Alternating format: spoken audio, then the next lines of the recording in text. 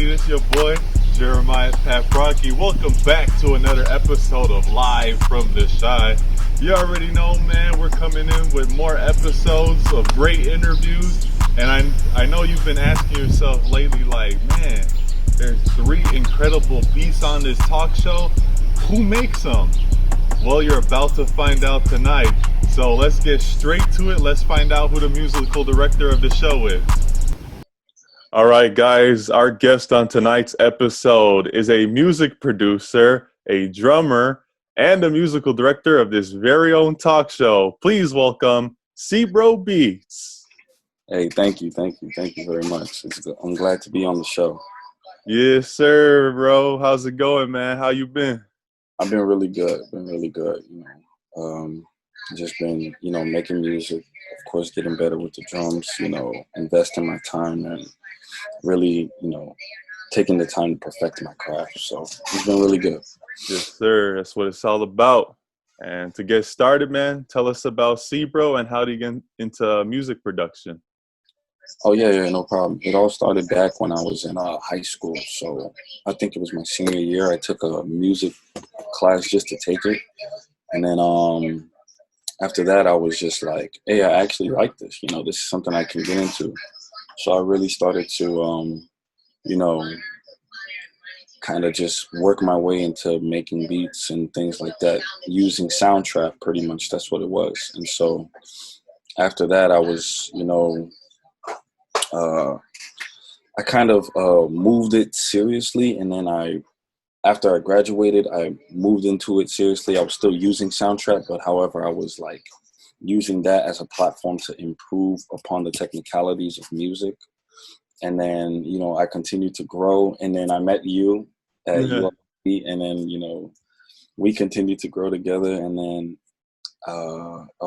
we started making music around 2017. And then I think later into 2018 of December, I went and got Ableton to further advance my processes. And then I joined BeatStars like right after that, and I never looked back from there. Yes, sir. Yes, sir. So tell us about, the whole beat making process, man. I see you do it all the time, but I know a lot of people don't really see, the hard work and effort that goes into making these type of beats. So tell us about the beat making process and what your style is. Yeah, no problem. At first it's really, I can't even say it's hard, because for me it was fun to just, sit there and try to create something of your own. But I usually start off with the melody. For me, the melody is very important, because it's like a tune that you're going to hear constantly over and over in your head. So you have to make sure that's right first, and make sure it sounds really good. And then that's when you get into the drums, the 808s. You got the 808s that you hear in pretty much every song now. Like, then you got your hi-hats and your claps, the snares, the perks. And it's like you have to learn how to mix all of these things together to make a really good quality sound. And so I just started off with the basics, and really learning. Man, Soundtrap helped me so much, and just really learning through like how to actually make music, So yeah, I start off with the melody, and then I finish with the drums. And then after I put everything together, I put finishing touches on it. And, I'm still growing with my technicalities. So it's not like I have a set way of doing things, because I'm still adding more things to my, craft. So Yeah. No, every day you learn something new or something like that. So I understand. Are you just specifically like one genre? So let's say, are you just a rap beat maker, or are you a broad type of beat maker? You make different types of genres. Yeah, I'm pretty broad, actually. At first it was predominantly hip hop, and then I decided to I realized that I had more room to grow in terms of producing, and so I started adding reggae, R&B, reggaeton. I even put in swing, just cause, like swing music. I just wanted to make it just cause. And then you got trap soul, which is pretty much a part of R&B, African, Afro beats. I pretty much started really expanding my, portfolio in terms of what genres I can make. Because when you become more, fluent in different genres, that's when you really start to produce. Like, that's when you become a producer. Hmm. Yes, sir. So not only do you make beats, but you're also a drummer. You drum for your church. Tell us about how'd you get that opportunity? It's actually funny. I started drumming, it was 3 months before my senior year. So I was a junior, and it was around April, and I was in school, and I just picked up some sticks, when I was in band class, and I just started playing, and then it felt natural, and so I'm like, this is actually fun, and so that's how I got started, with the drums, and I continued from there. I played for the band, I played for my school band, and then after that, over the summer, I really started to, actually look to play for my church that I attend. So I just kept improving from then on, and then I played band my senior year as well, and then that's how the music production and then the drumming kind of meshed together. So Hmm. yeah, No, it works perfectly. You have that ear for, the drumming portion of making beats. So that should come naturally, and then the melody on all that stuff will follow. exactly. But you've been at it for a good amount of years now, so I know you know what you're doing. So, but what would you say are the challenges that you faced so far as being a music producer? The challenge is really is the actual city. Surprised, like I'm actually surprised to say that in terms of networking and getting your music out there, it's actually hard in Chicago, which is surprising because Chicago is full of opportunities and it's full of networks. But it seems like every time you would try to venture out and actually branch, you were part of this too with me. When we were Yeah. trying branch out and like actually connect with other musicians, it was hard. It was Hmm. hard, and it shouldn't be because you got cities like Atlanta, you got Cali. They're all knit together, so it's like when one goes up, they bring somebody else up with them, and it's like a Exactly. stepping stone. But Chicago, I really don't know. It's like you step here and then someone's trying to push you back down while they go up too. It Hmm. doesn't make any sense. No, I agree. It's really difficult. I don't get how a big city like Chicago just you could be up, but it's just so difficult to keep going up. And Yeah, I don't know. Chicago's weird. I agree with you like with that. But I love Chicago. It's yeah. just This city is like none other. yeah. No, that's facts, but I don't get it either. I don't get how it could be so difficult to be an artist. And we got some of the best artists in this, that come up from this city. And right now, like, And yet and they got they peoples and it's they still far back. So it's like, yo, what's going on? I just feel like it's just a constant, repeat of history. Like it seems like we've always done something like this. Chicago is literally a mecca of, great musicians. Look at Kanye. Kanye is a prime example. Look at Chance.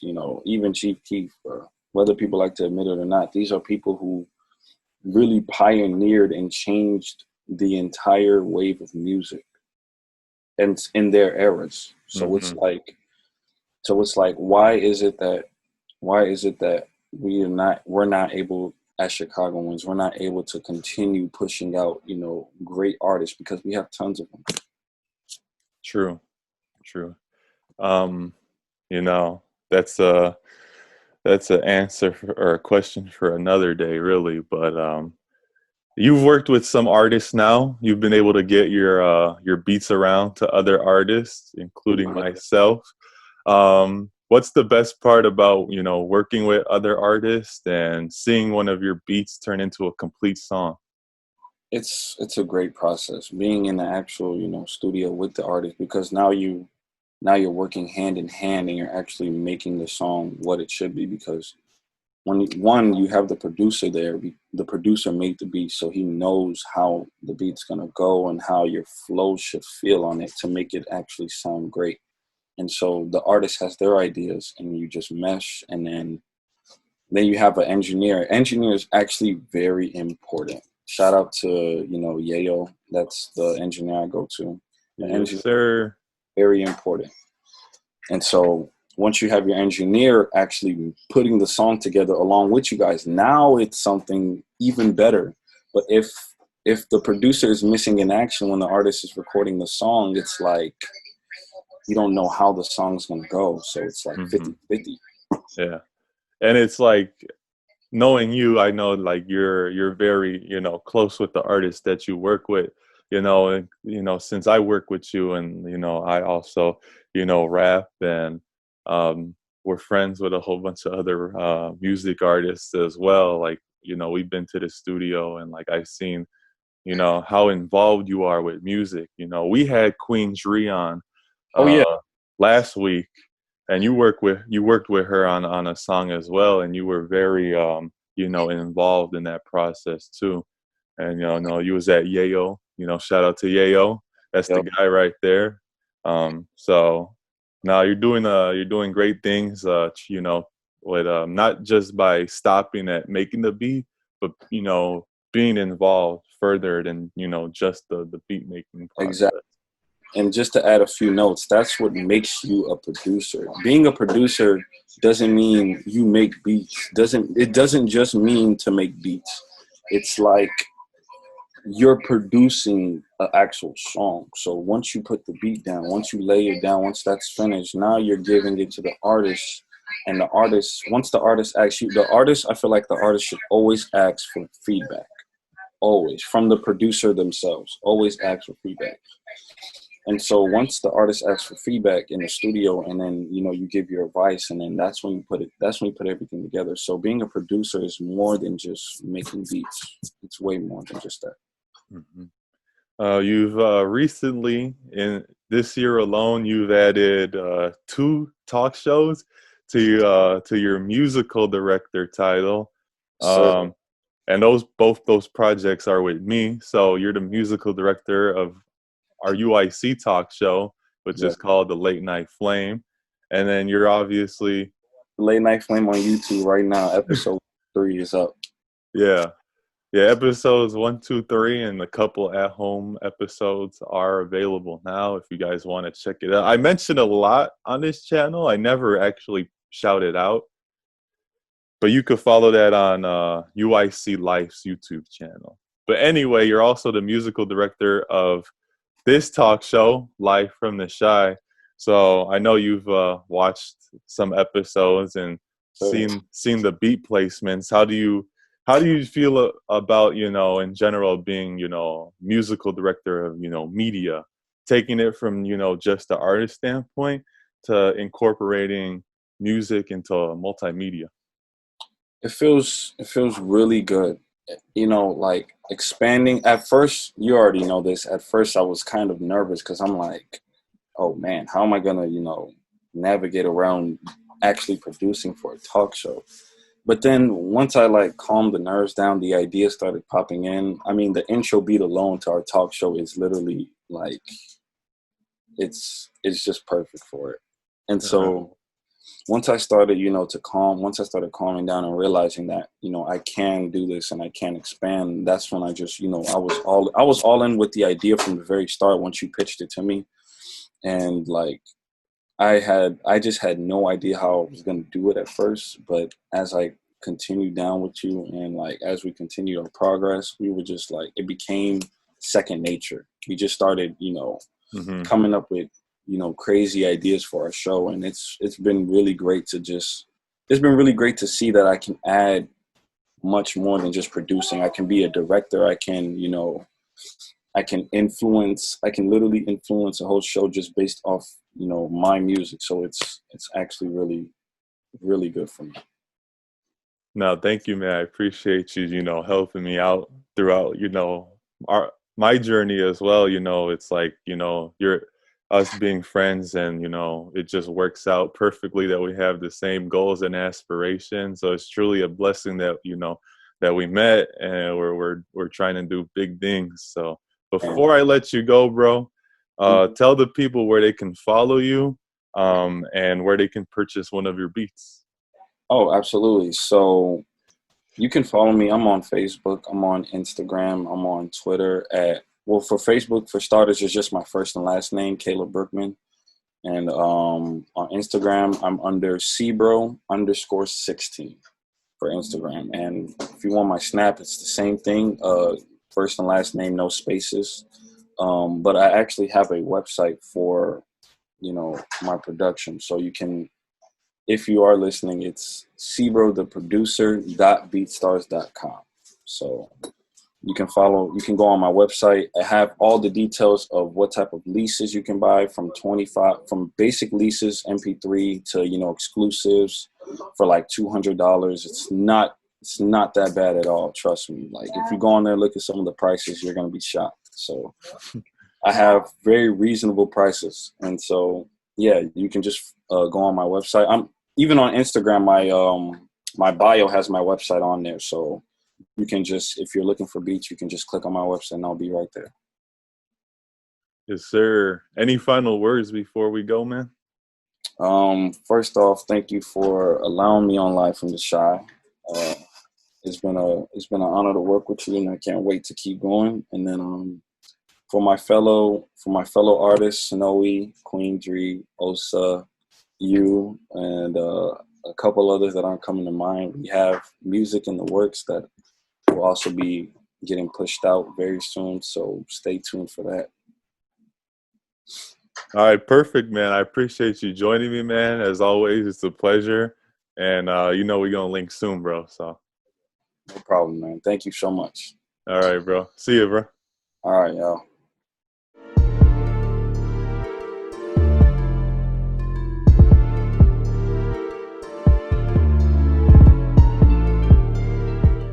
There you guys have it, the man behind the beats of this talk show, CbroBeatz, man. Be sure to check him out and purchase one of his beats at BeatStar under CbroBeatz.